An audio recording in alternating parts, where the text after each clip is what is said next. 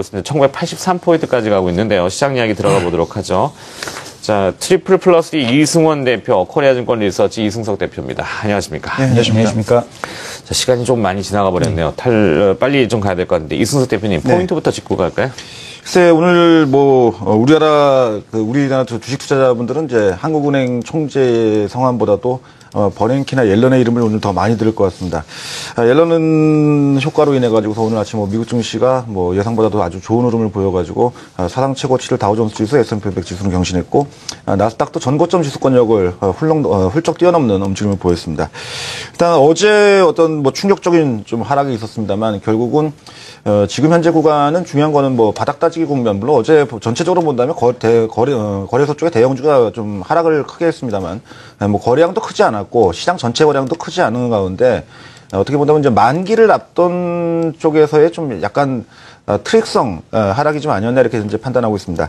파생과 연계된 시장 출렁거림 이렇게 보면 그렇죠. 이전부터도 제가 이제 방송을 통해서도 이번 선물 옵션 만기, 그러니까 11월 만기가 항상 좋지 않았다라는 점을 강조하면서 또 현재 누적된 동향도 그렇게 좋지 않습니다. 이렇게 말씀드렸는데 마지막 하락 정도가 나온 것이 아닌가 이렇게 현재 판단되고 있습니다. 문제는 오늘의 옵션 만기는 결국은 지나가는 이벤트입니다. 그러니까 과거 사례를 보게 되면 옵션 만기가 결국은 추세적인 되돌림, 그러니까 추세가 변하는 구간으로 다 작용된 가능성보다는 아무래도 그냥 지나가는 일회성 이벤트로 당일 한번 충격을 주면은 그 위에 좀 회복을 주거나 아니면 오르면 내리거나 이런 움직임을 준 사례가 대부분이었다는 점을 고려한다면 만기 이후가 중요할 텐데 어제하고 그저께 외국인들 같은 경우는 좀 포지션 변화가 좀 있는 것 같습니다. 수급적으로다가는 아직은 주식 매도하고 선물 매도하고 있지만 옵션 쪽에서는 차월물 쪽, 그러니까 다음 12월물 쪽의 미결정적 동향과 외국인들의 옵션 금액적, 그다음에 수량적 추이를 갖다가 제가 탐구한 바로는 아무래도 다음 차월물 쪽에서는 상승 포지션 위쪽으로 좀 구축이 되는 분위기가 좀 역력하게 나오고 있습니다. 그래서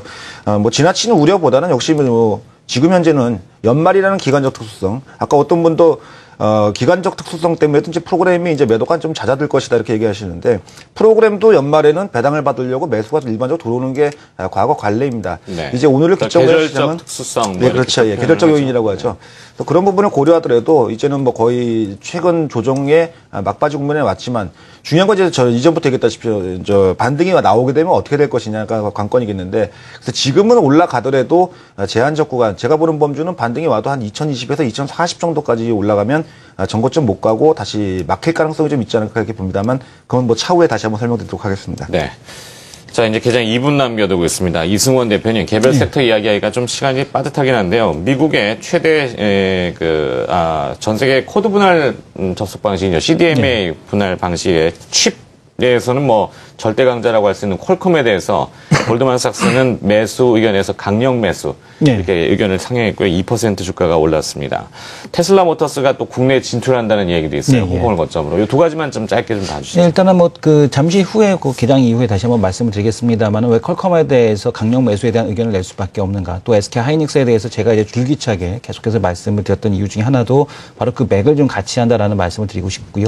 그 핵심 포인트에 대한 쪽은 성장하는 중국 시장에 대한 스마트폰 시장에 있다라고 말씀을 드리겠습니다. 올해 초만 하더라도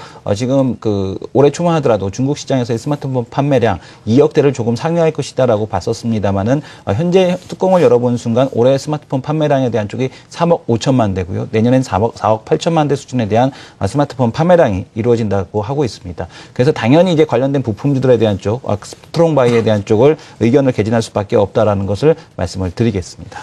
네. 자, 이제 개장이 임박했기 때문에 개장 후에 다시 시장 논해 보도록 하겠습니다. 잠시 후 바로 뵙도록 하죠. 한국경제신문이 9시 증시 개장을 알려드립니다.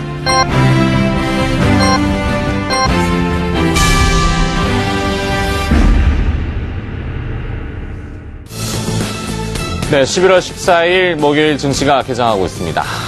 뉴욕에서 불어오는, 미국에서 불어오는 훈풍. 앞서 전문가 몇 분이 지적하셨지만 뉴욕 증시 일부는 신고가를 또 경신을 했더군요. 양적 완화라고 하는 QE. 논란이 많습니다만 일단 차기 연준 의장 제닛 옐런의 입에서 어떤 이야기들이 나올 것인지 사전에 연설문이 이미 노출이 됐고 공개가 됐기 때문에 내용은 어느 정도 파악이 됐고요. 시장은 그동안 테이퍼링이라고 하는 양적 완화의 점진적인 축소가 3월이냐 아니면은 올해 12월이냐 이 논란이 있었습니다만 내년으로 시각이 다시 옮겨가는 것 같습니다. 자, 시장이 사람들이 참여하다 보니까 그 심리적으로 많이 휘둘리게 되는데요. 그래서 변동성이 커지는 코스피입니다. 뭐 외부의 재료에도 그렇습니다만 작은 매도에도 매수가 사라져버리게 되면 호가가 넓어져서 툭 떨어져 버리는 이런 현상들이 많이 나타나고 있고요. 전반적으로는 증권업계가 많이 위축되어 있는 현상의 일부이기도 한 것 같습니다. 자, 코스피 일단 계산가 나왔는데요. 뭐 매번 똑같은 자리일 수도 있겠습니다. 2000포인트 중심으로 해서 아래냐 위냐인데 1980으로 오늘 일단 출발을 하고 있고요. 코스닥은 509포인트, 뭐 3포인트 정도 상승 출발하고 있습니다. 자, 이승석 대표님, 네. 앞서 개장 전에 이제 못다한 얘기를 좀 해봐야 되는 게 11월 들어서 두 자릿수의 등락이 좀 자주 보입니다. 그죠? 뭐 이게 출렁거림이 있다, 아니면 변동성이 크다, 이렇게도 볼 수 있겠는데, 일단 오늘 개장은 반등으로 또 출발하고 있습니다. 어제 30포인트가 넘게 떨어졌지 않습니까?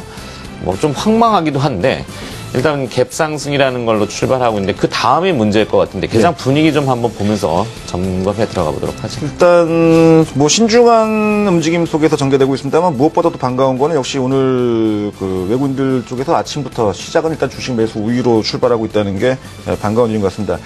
어제도 뭐 체이만 커도 그런 말씀하셨죠. 이제 뭐냐면 천수압 장세라는 얘기를 하셨습니다.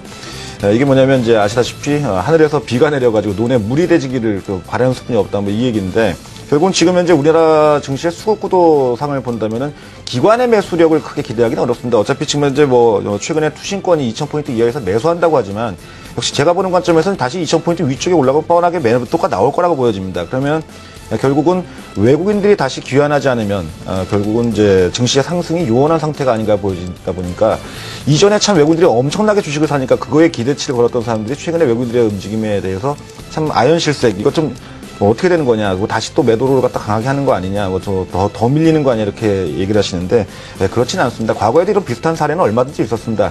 2010년 말과 2011년도 초에도 증시가 당시에 급격한 상승을 보인 다음에, 외국인들의 매수에서 상승 보인 다음에 종합주가지수가 고점 대비해서 약 한 6% 정도대 조정을 받고 충분히 조정받은 다음에 오히려 그 이후에 추가 상승한 다음에 뭐 사상 최고 지수죠. 2220포인트 갔던 사례도 있었습니다.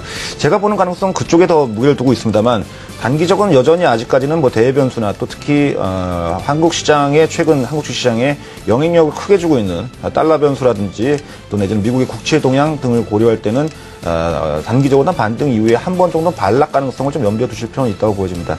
하지만 전통적으로 이전부터 계속 똑같은 얘기 강조하지만 계절적 특수성, 뭐 아까도 계절적인 특수성에 대한 부분이 얘기가 나왔었는데, 12월 달 증시가 나빴던 사례는 거의 그 예를 찾아볼 수 없겠고, 그 변화되는 부분의 그 핵심 그럼 날짜가 언제쯤이냐 보면은 대부분 다 11월 중순 넘어가서 미국의 블랙 프라이데이 전후해가지고 소비 심리가 살아나면서부터 국내 증시 같은 경우는 뭐 삼성전자나 뭐 하이닉스 같은 뭐 소비재 섹터 종목들을 중심으로 해가지고 시장에 같이 반등을 줬습니다. 지금도 그런 시나리오가 향후에 전개될 가능성이 매우 높다고 이렇게 보여지고 있고, 저 개인적으로다가는 뭐 지금 오늘 아침에도 뭐 뉴스가 물론 나와서 그렇습니다만, 뭐 다른 어떤 뭐 제 시황 글을 통해서도 얘기한 게, 저는 12월 달에 연준의 테이퍼링 우려가 좀 그렇게 너무 과장돼 있지 않냐, 이제 이렇게 보여지고 있어서 뭐 지나치게 이쪽에 민감하시기보다는 저는 오히려 중국 쪽 스탠스가 앞으로 어떻게 통화 정책이 진행되는지가 더 관건이 아닐까 싶습니다. 네. 자, 일단 개장 초반 매번 이랬던 것 같긴 합니다만, 오후장 들어서 또 변심하는 경우가 왕왕 있습니다만, 일단 외국인 투자자들은 코스피와 코스닥 뭘 더 사들이면서 순매수로 출발합니다. 좀 규모가 말하는 동시 자꾸 줄어들어가지고 좀 민망하긴 합니다만, 일단 뭘 사는지 참고만 합니다. 그 외국인 투자자들이 매수한다고 꼭 주가가 오른다는 보장을 할 수는 없고요. 참고 정도만 하시면 될 것 같은데, 일단 삼성전자를 사고 있고요. 현대차, SK하이닉스와 신한지주, LG전자, KB금융, 현대모비스, 외국인 투자자 순매수 상위 기업들도 더 있습니다. 순매도하는 것은 어제 재료가 좀 나왔던 악재성 재료가 있었던 대한해운에 대한 외국인 매도가 있고요. 네이버, 삼성중공업, 한국전력, SK텔레콤은 외국인 투자자들이 순매도하면서 출발하고 있네요. 코스닥에서 외국인이 사는 종목은 AP시스템, 셀트리온, 성광밴드, 플렉스컴, 서울반도체, 뭐 이라이콤, SFA 이런 기업들은 외국인이 순매수합니다. 매도는 SM, LOT베큐um, 옵트론텍, 잉크테크, 동성화인텍 이런 기업은 외국인 순매도를 일단 개장 초반에 보이고 있네요. 이승원 대표님, 예. 자, 이제 개장 분위기 다시 한번 정리 좀 해주시죠. 네, 일단은 뭐 시장에 대한 쪽, IT 쪽에 대한 섹터에 대한 쪽, 전반위적으로 지금 시장에 대한 종목들에 대한 쪽들이 오르고 있습니다. 낙폭과대에 대한 종목들 일단 먼저 반등해 줄 것으로 보고 있고요. 일단 가장 핵심 포인트는 외국인들에 대한 매수세가 재개가 되지 않느냐, 재개되느냐에 따라서 뭐 지금 이제 크리스마스 랠리라고 하죠. 그러니까 지금 12월 달 랠리로까지 이어지는 이제 그런 상승에 대한 흐름에 대한 시발점이 될 것인가에 대한 그 단추에 대한 쪽으로 좀 보시면 될 것 같습니다. 자, 미국 시장하고 아까 앞에서도 말씀을 드렸던 것이 퀄컴에 대한 골드만삭스에 대한 투자 의견이 스트롱 바이다라는 얘기를 드렸는데요. 그 이유는 이제 제가 그 SK 하이닉스에 대해서 계속해서 이제 그 강력하게 이제 그 가장 머스트헤브에 대한 주식 중에 하나다라고 말씀을 드리는 이유와 그 맥이 같다라고 보시면 될 것 같습니다. 올해 그 우리 국내 시장에서의 스마트폰 보급률이 95%입니다. 거의 이제 스마트폰 시장에 대한 보급률이 거의 다 이제 성숙화됐다라고 보고 있는데 그럼에도 불구하고 올해 국내 시장에서의 스마트폰 판매량이 2,600만 대입니다. 지금 중국 같은 경우는 스마트폰 시장에 대한 쪽에 대한 성장세 계속해서 이어져 가고 있는데요. 앞에서도 말씀드린 것처럼 올해 판매량에 대한 쪽이 2억대였고 판매량에 대한 기대치가 2억대였는데 그것을 이제 3억 5천만 대로 시장에서 서프라이즈하는 이제 그런 실적에 대한 쪽을 나타냈었고요. 또한 반도체 D램에 대한 쪽이 강세로 갈 수밖에 없었던 이유가 여기에 있겠고 중국에 대한 스마트폰의 시장에 대한 성장세는 연간 7억대에서 8억대 판매량 수준에 대한까지 올라올 때까지 계속해서 그 성장하는 그런 산업일 수밖에 없다라는 얘기입니다. 자, 그러면은 스마트폰 부품 중국 쪽에서 납품하는 부품을 만드는 기업들에 대한 쪽들이 주가에 대한 흐름이 계속해서 갈 수밖에 없을 텐데 문제는 뭐냐면은 중국에서 부품주들은 언제든지 대체가 가능하다는 거죠. 스마트폰 부품 내에서 대체 불가능한 쪽에 대한 쪽을 보시게 되면 AP라고 해서 지금 우리가 CPU에서 CPU에 해당되는 그 AP 반도체, 그러니까 우리가 비메모리 반도체를 만드는 분야와 삼성도 이제 그 비메모리 반도체에 대한 쪽을 썼었죠. 근데 갤럭시 S4 LTA에서는 발열 문제로 인해서 퀄컴의 스냅드래곤 800 칩을 쓰고 있습니다. 그런 것들이 역시 퀄컴에 대한 그 주가에 대한 쪽이 상승할 수밖에 없다라는 이유 중에 하나겠고요. SK 하이닉스 같은 경우도 마찬가지겠죠. D램에 대한 투자 중국에서 아무리 지금 시작한다고 하더라도 결코 따라잡을 수가 없습니다. 그렇기 때문에 반도체 시장에 대한 쪽이 장기 성장에 대한 시나리오에 대한 발판을 만들고 있다라는 점을 강조드렸던 이유가 여기에 있겠고요. 이것이 퀄컴의 골드만삭스에 대한 투자 의견이 스트롱 바이로 바뀐 이유 중에 하나다라고 보시면 될 것 같습니다. 네. 자, 미국 시장의 기업을 통해서 국내 시장을 엿볼 수 있는 또 아이디어, 뭐 시사점이라고 해야 될까요? 한번 또 개장 분위기와 함께 엮어서 들어봤고요. 자, 코스피 선물로 가보도록 하죠. 동양증권 방배본부점 유지현 팀장 연결돼 있습니다. 안녕하십니까? 네, 안녕하십니까? 네.